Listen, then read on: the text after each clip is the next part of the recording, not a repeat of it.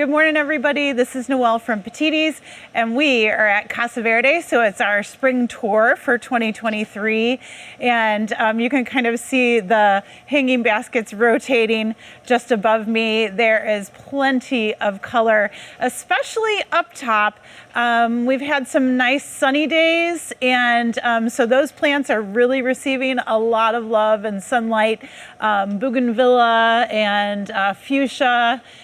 Some sun patience as well, and actually they're taking some of the lantana down because the lantanas are ready to go to the stores. But we're going to talk about a lot of different annuals and plants today, and this one is something that's kind of new and unusual.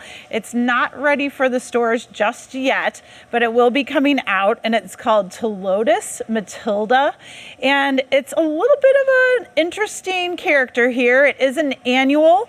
It's more of an upright grower, so it could be more of like a thriller or a filler in container gardens. It does grow in full sun, and it also makes a great cut flower, fresh or dried, so it's kind of unique in that sense, and it produces these little bottle brush flowers that are kind of rough, nice succulent foliage, and when these flowers open up, because it is not in full flower by any means, when they open up, they're going to be this nice kind of pale lavender pink sort of bottle brush. Really pretty, really fluffy. But I wanted to show you because it is kind of a new thing with us this year. I'm also in a beautiful field of Dahlianovas, Dahlias, what we call the smaller dahlias or miniature dahlias. And you can see all the different colors around me. They're appreciating this cool, because in the greenhouse it is pretty cool. But again, these kind of cooler temperatures, but really nice sunny days. So the dahlias have opened and they are ready to grow, of course, full sun again for dahlias. And they love just kind of cooler temperatures. They don't have to be super hot and sunny. I still don't want you to plant them until probably mid-May when it's safe. But if we have nice days where the temperatures are above about 45 degrees in the evening and continue to go above that, they can go out during the day. Just watch those evening temperatures at night, and they'll really bloom, repeat bloom for you very, very well. The thing about dahlias, of course, is those big flowers, once they are spent, you do want to make sure that you're deadheading to kind of keep that vigor in the plant, make sure they continue to produce buds and blooms for you. So keep that in mind. So we're going to walk through some of the annual court material. Of course, these plants can be planted out in the landscape, but they're really good to create different mixed container gardens. And Bidens are one of my favorite full sun type annuals. They really do well attracting the pollinators out there too. Those bright yellow flowers, they just can't help to find. But again, the centers are filled with pollen and also some seeds. So you will see some finches and things, songbirds come over and kind of land on them, pick at them every once in a while, but they really are beautiful, repeat blooming, very easy to grow yellow if you're looking for some bright yellow. This one's Empire Yellow, so just keep that in mind. It's a little bit more compact than some of the other Bidens. Some of the other ones start to really fill out and can even kind of trail over. So this is a nice kind of filler, ultimately into a spiller. And then, of course, I love begonias. I've probably told you all, begonias are one of my favorite plants out there. Dragon wing, again, hands down, one of the best begonias for any aspect that you want to grow it in. Full sun to full shade, no problem whatsoever. Beautiful glossy foliage that stays really nice and clean throughout the season.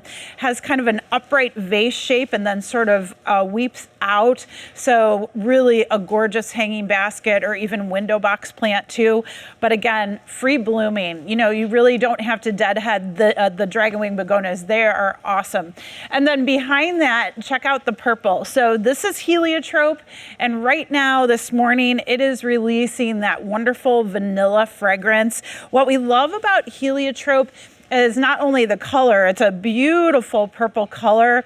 Foliage is fairly rough, and the fragrance. So this is one of our better deer-resistant annuals out there for the garden. They grow best in full sun to part shade. Again, can be more of kind of an upright thriller to filler in a mixed container garden, but really, really beautiful. And the fragrance is absolutely wonderful. And then just beyond them, you see some more Bidens, a little bit different variety here. But look at the angel wing. So I think the angel wings combined with the dragon wing would make a beautiful combo. Just really pretty, sort of that fire and ice combo for the sun. I think it would do really, really well. We're right by the bougainvillea, and of course, this is a great tropical plant for us. We've actually spent a lot of time on this crop because we've had some issues in the past with them just growing the way that we want them to grow. So we've got 3 varieties that we produced this year. They're all part of this Vera series. There's a fuchsia, there's a white, and then there's also an orange, and Taylor will show you. They're kind of hanging around, and we also have them in the background, but it's called Fire Opal, which is really neat because it has kind of an amber orange color. It sort of changes a little bit through the season. So really kind of interesting color, beautiful plant. With the bougainvillea, just remember, really full sun plants. Again, they're tropical vines, if you will, sort of a Mediterranean type plant. Really, really lovely as far as woody appearance. So they're a little bit more shrubby, okay? The Vera series doesn't have spines, but some of the bougainvillea you come across might have some fairly thick spines on them or thorns on them. So just be aware if you're handling bougainvillea. And really, they just do very, very well with a little bit more neglect. So believe it or not, you know, full sun conditions, great, no problem whatsoever. They can be a little bit drier or more drought tolerant than some of the other tropicals that you may have tried to grow before. So that's always a really nice thing. When you look at bougainvillea, of course, they have that sort of paper lantern type flower.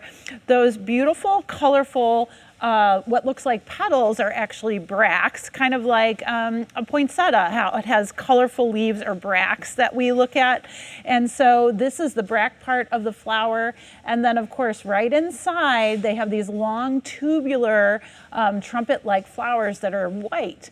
And those true flowers in there are the ones that have some nectar buried very deeply in there. So guess what? The hummingbirds will come through, bees, butterflies, all of them will really kind of hit the bougainvillea and enjoy this tropical plant. And then this is one of the easier plants to bring indoors for the winter. Just cut it back, bring it inside for the winter.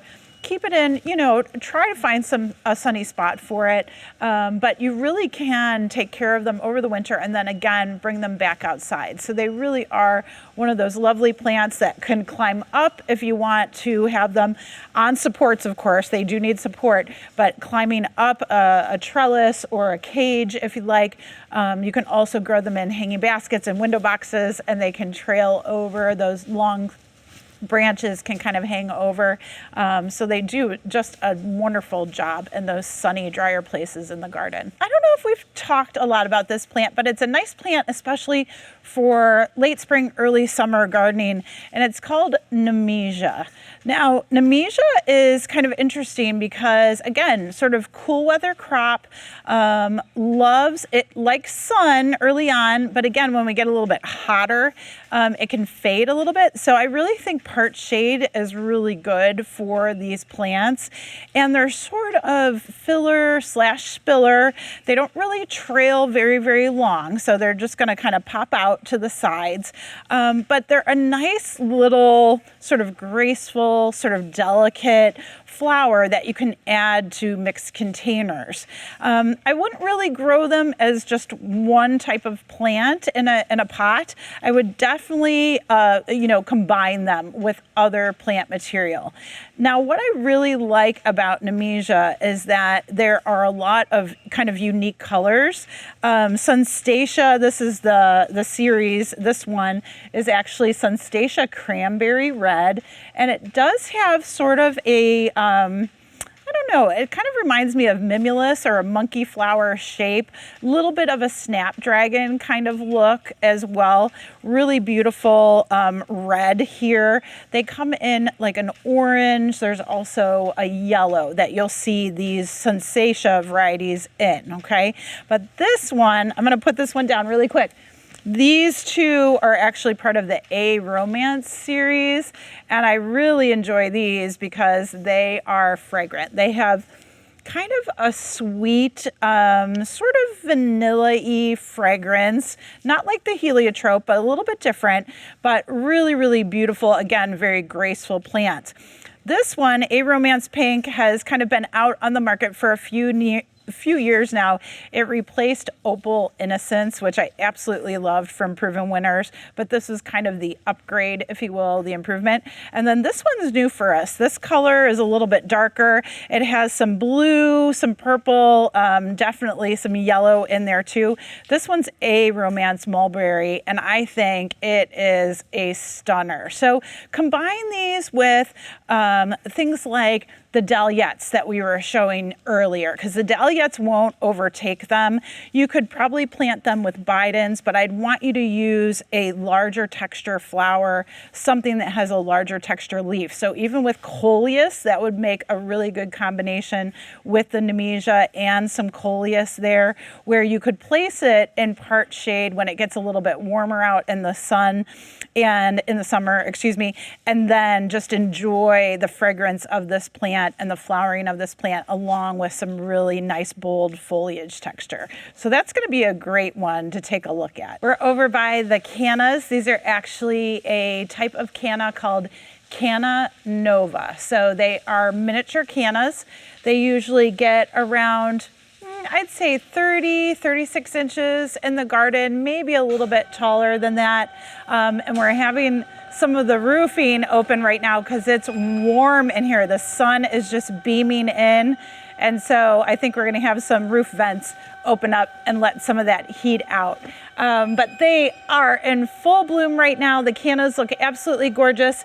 This beautiful sort of unique peachy, orange, pinky color is called Mango. So definitely look for this. I think, if you're looking for tropical look, the Canna Novas, the Mango and Lantana, combine those together in a container with maybe some hot colored coleus. Oh my gosh, phenomenal, phenomenal look as far as like a tropical, if you're really looking for a tropical look. And of course, your cannas are great for the hummingbirds. Lantanas are good for the hummingbirds. The coleus just gives you a little pop as far as color and texture. But yeah, that would be a great combo. A little bit further past here, we're right by Canna Nova Rose, so you get a darker, deeper pinky color out of this one. Really, really beautiful. And then back over this side, that's actually one of my favorites. That's that dark bronze leaf with the red flower. So kind of like that fire engine red flower. Again, whenever you're looking to attract hummingbirds, you have red plants like that color, boy, they come swooping in because they can see the reds from miles away. So that's always going to be a great one. And then in the far back is actually the yellow. So it's a beautiful medium yellow. Not too gold, not too light, but really, really gorgeous over a green leaf. And again, Canna Novas, once they start blooming, they just continuously bloom throughout the season. A lot of folks ask me if you should deadhead the flowers. Yes, if you can remove those big petals, take them off after the flower has expired. That's always going to help.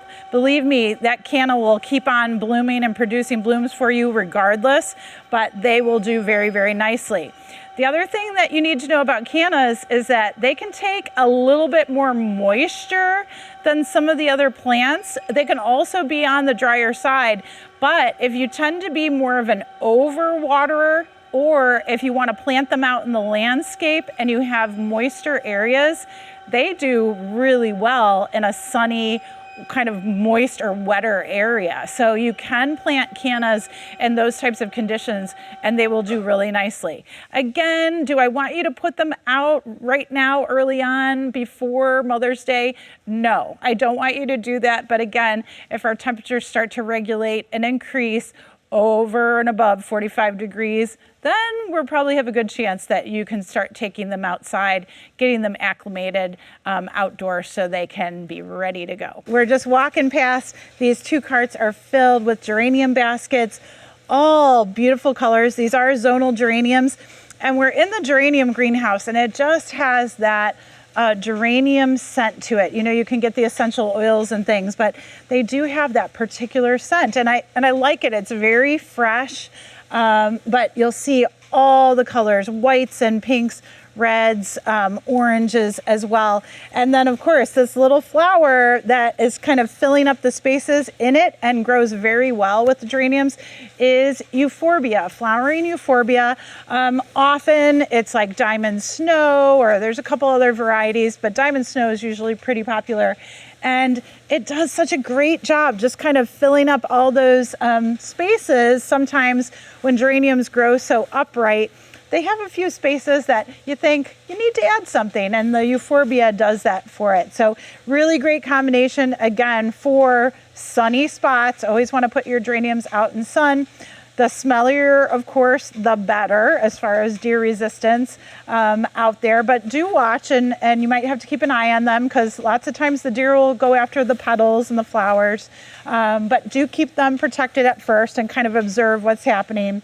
But I will have to say, the geranium and the euphorbia, they can take, again, a little bit cooler temperatures. So we were talking about how verbena and petunias can kind of grow at a little cooler temperatures, and geraniums will as well. So again, evening temperatures, 45 degrees or above, that's what you're looking for when you're ready to leave those geraniums outside all day and all night. The tumbler hanging baskets. So this is the little cherry tomato tumbler. They're almost ready, folks. So look at how heavy this fruit set is here. This whole spray of tomatoes, there's probably a dozen cherry tomatoes on that truss. And the whole plant is totally branched out, but there's fruit everywhere. So it'll be a little bit of time before they get red, of course, but the tumbler tomatoes are looking absolutely gorgeous this year. And take it from Taylor, she harvested all of her tomatoes, cut it back, okay, kept watering, kept fertilizing, and got a huge flush of a second flush of tomatoes, and they really kind of sporadically produce the rest of the season. So remember to cut them back, you know, give them a little bit more energy, and they'll be ready to go again. We're in the greenhouse where we grow predominantly sun patience, and again, love this crop. We've done a spotlight on it before, but these are the New Guinea impatiens, fairly large flowers that can grow in full sun to full shade, wherever you need some color, some beautiful color here. I have this beautiful tropical mix with some lavender and coral and magenta. It's the Hawaiian mix, and really, really gorgeous, but so many beautiful colors with some patience. And again, with this plant, it's in the impatient family, but they don't have any of the problems with downy mildew or any of the other diseases that some of the smaller impatiens do happen with them. And the other thing that we love about them is that they don't require deadheading. They will just continue to grow and push out new buds and new blooms right over the top of the old. So I like it when they're in a hanging basket. I just give them a little shake every once in a while. Some of those old flowers will pop off. These are all relatively new, and they'll just drop off, clean those up, and they'll be ready to go and fill out for you. Another great hummingbird plant. I feel like I've been talking about hummingbirds a lot, but it's that time of year. So with the impatiens, again, they have a spur on the back of their flower. Same thing, their proboscis can go right in there. So this is a great plant, especially if you just don't know what to do with flowers, or you think like you have a black thumb, but you do want color all season. Awesome annual, pot them up, put them in a hanging basket. They do a great job for you. And you can tell we have plenty of sun patients, like in this bed, that are flowering, but then just a few sections over, they're smaller because it's the next crop, and then there'll be a third crop and typically a fourth crop of sun patients as well. So they're all just growing up and being produced right now. Are these ready to go outside yet? No. This is a pretty warm greenhouse. So just remember, middle of May or after Mother's Day, that's when you want to look to put these out. And always look again for evening temperatures. And I want the evening temperatures to be about 55 degrees or above with the New Guinea impatiens. Okay, so just be aware of that. We do need some warmer weather to come before you really want to keep these outside. We're out in the perennial hoop houses. It's been a little cool, but the perennials are loving it, and the Dianthus especially. When you have really nice sunny days, cooler temperatures, no problem. Dianthus can handle it, okay?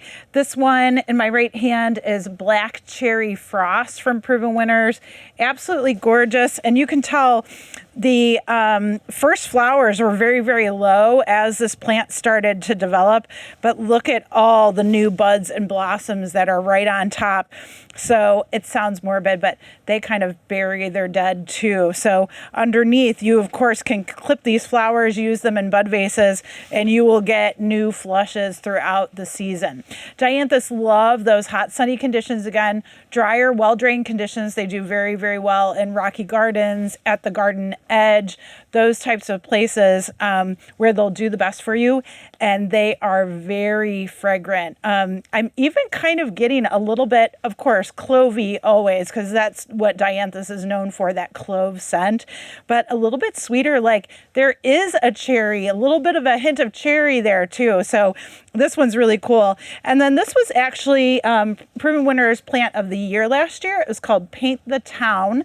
Magenta Dianthus. So single Dianthus, you can tell a little bit more flat open flower, but really profuse, and obviously grows a little bit differently than Black Cherry Frost. Instead of producing flushes of flowers one on top of each other, this one looks like it just develops singly and keeps on going and going and going. So really cool repeat blooming. But again, both very compact, no more than about 6 to 8 inches here, and just beautiful color for the garden. And of course, early fragrance and color for the pollinators to bring them into the garden too. So check these out. Behind me is another popular one. It's actually called Kahori, and this is even shorter than Paint the Town. Really, really compact, maybe 4 inches tall here, but again, blooms similarly like Paint the Town, where you're just going to constantly get bursts of flowers, one right after the other. So, and if you ever come through, sometimes Dianthus will just kind of start a little bit when it gets a little bit warmer. Sometimes they'll stop a little bit, but they'll still produce buds. If you need to, just shear off the top flowers to get them to start producing new growth, no problem whatsoever. They'll continue to bud and bloom for you. All the newer varieties seem to do just a better job of repeat blooming for you and staying very, very vigorous. So keep that in mind. Now, the next one that I'm going to show you is Taylor's favorite, and it is Coral Reef. And look at those flowers. Oh my gosh. Beautiful, beautiful plants. These are part of the scent first family, meaning that they should have a nice fragrance with them. Coral reef, oh my gosh, very, very sweet clovey fragrance with these. Obviously, nice short compact stems, beautiful large flowers on these, and that just Petitti edge, that white edge with the coral color in the center. Gorgeous, gorgeous, gorgeous plant. Love this one. What I have in front of me here are a lot of some of those spring ephemeral perennial plants.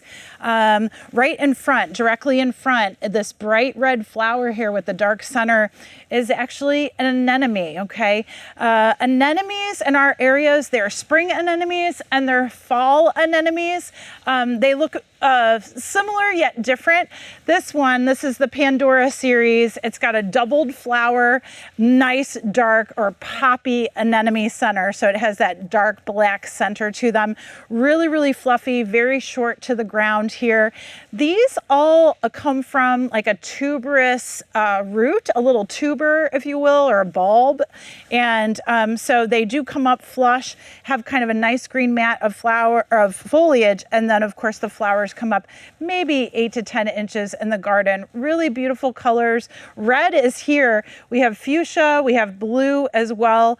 They're nice to grow in containers early on in the spring, so you can get some spring color. They can go out in March, April. They do a really, really good job, and you can plant them with primrose, you could plant them with rock cress, and you could also plant them with this perennial. So if you're looking for something that's early blooming, bright yellow daisy, and of course will really help out the spring pollinators, the early pollinators out there. Always plant daisies with a lot of pollen there, a lot of nectar in the center.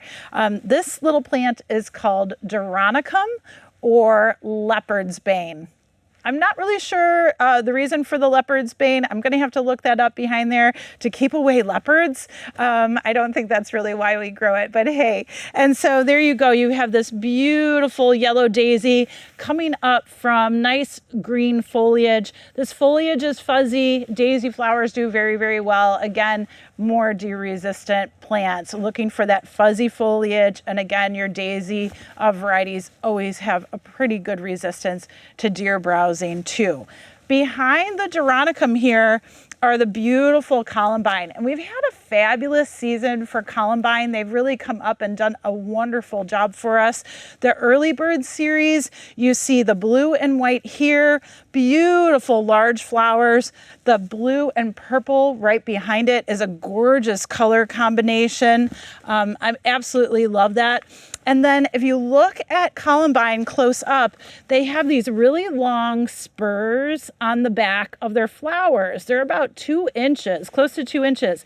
And so as your hummingbirds, your long-tongued moths, those types of things, as they come to these flowers, they can go and reach their proboscis all the way back into that spur where the nectar is. So columbine are a great early plant to have.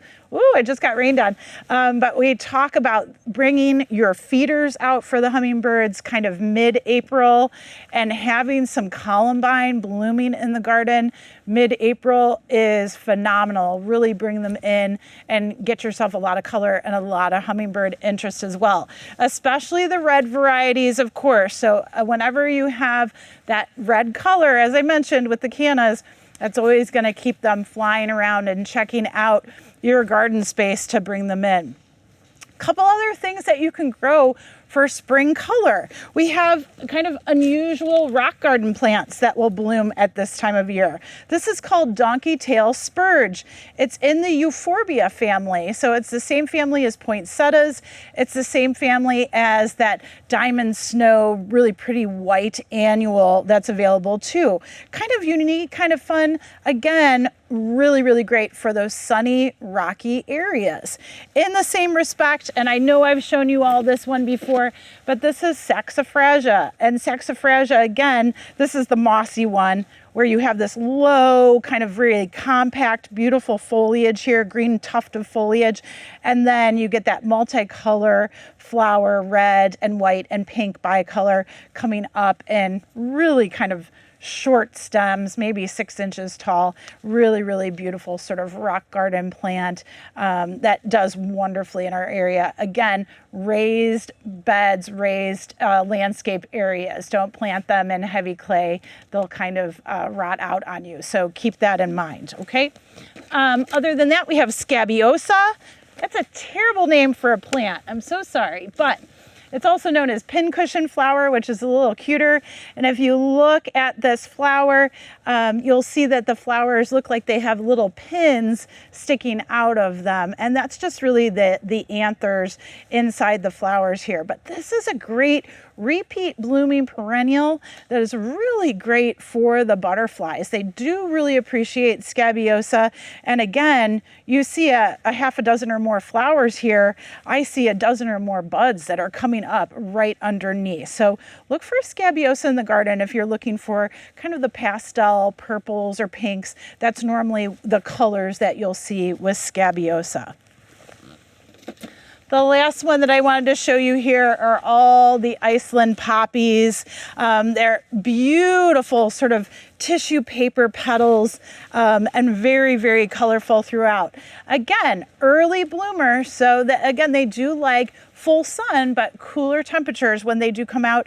And similarly to the euphorbia and the saxifraga, well-drained soils. Poppies really do better if you can raise them up, grow them that way, so you never have a lot of moisture at the root system. Again, they're apt to rotting. So be aware of the poppies if you enjoy these colors, and they really are so beautiful for the spring. Just make sure that you get them in a well-drained, sunny spot. We are in some shade perennial houses, and I also wanted to point out here, we're pretty cool out in these houses, a little bit of ventilation, obviously getting some good sunlight through here, but we grow a lot of our petunias, calibrachoas, and verbenas out here over the perennials. The reason being is those annual plants can actually grow at a cooler temperature than some of the others. So when we are inside the greenhouse looking at the cannas and so forth, those plants really do need some warmer temperatures to do well.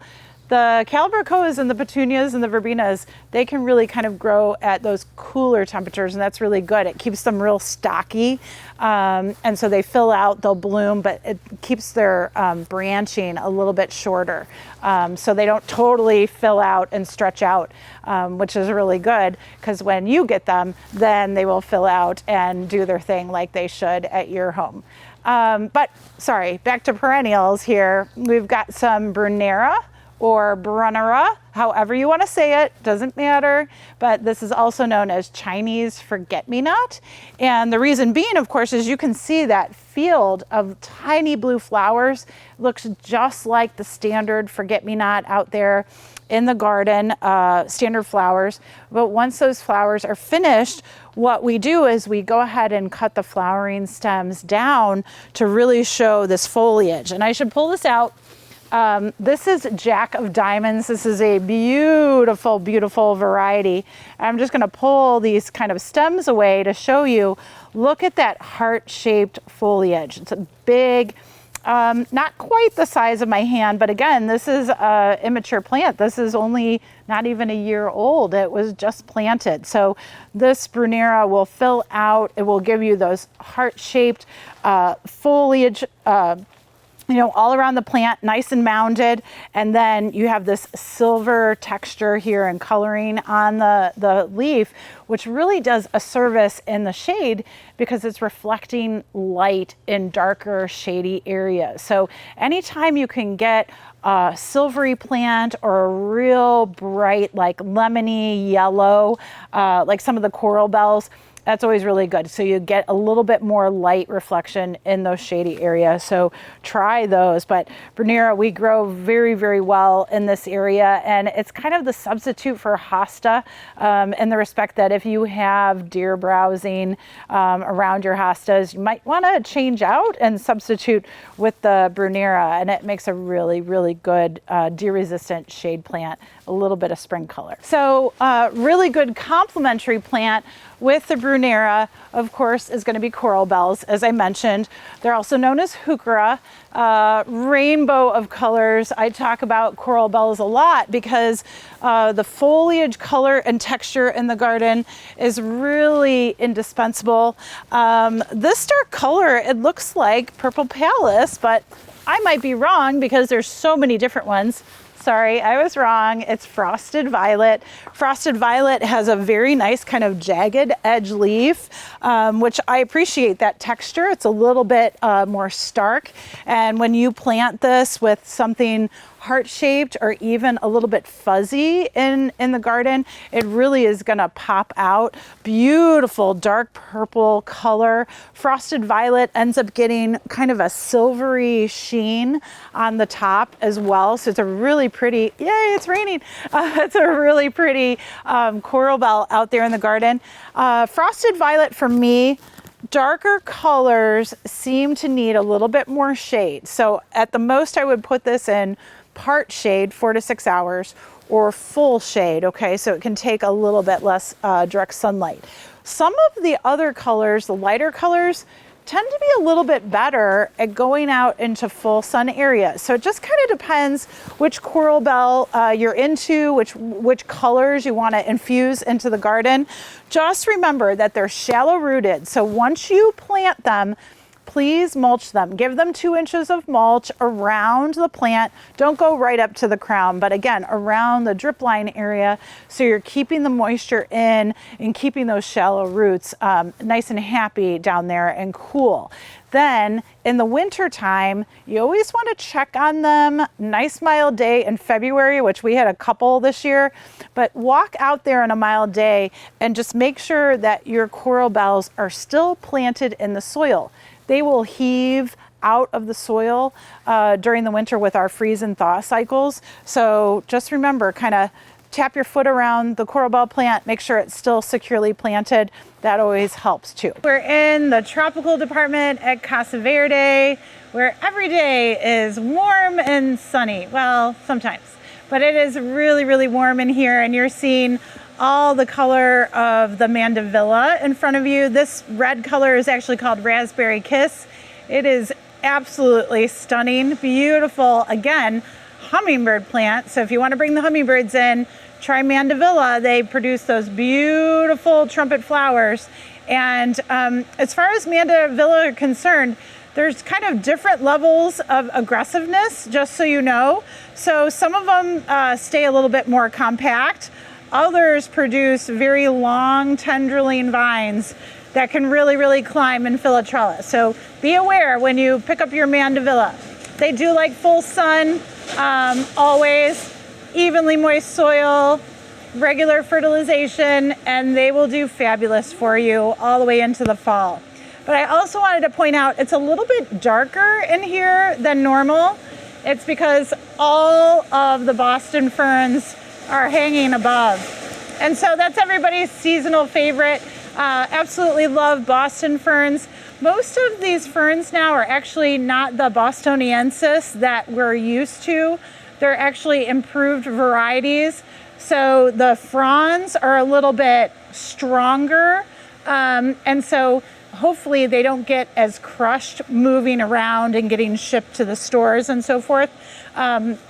Normally, these varieties are called Denver ferns, but needless to say, still great, still wonderful for your shady spots. Again, I'd really like to see them in 6 hours or less of sunshine. Make sure you rotate them if they are underneath a porch so they get even amount of that daylight or sunlight. And we have a lot of cart traffic, just so you know, so if you hear sounds around me. And then basically the ferns will just do very well. Obviously, high humidity, even moisture, that's always really good. And of course, you can bring your Boston ferns inside for the winter months and then take them back outside and enjoy them during the growing season. So lots of foliage here in the tropical greenhouse. I have some beautiful bananas over to this side of me. I have gardenias, flowering gardenias and hibiscus behind me. I have I don't know, there's just so much here. But this will all be coming to a Petitti location near you, so enjoy.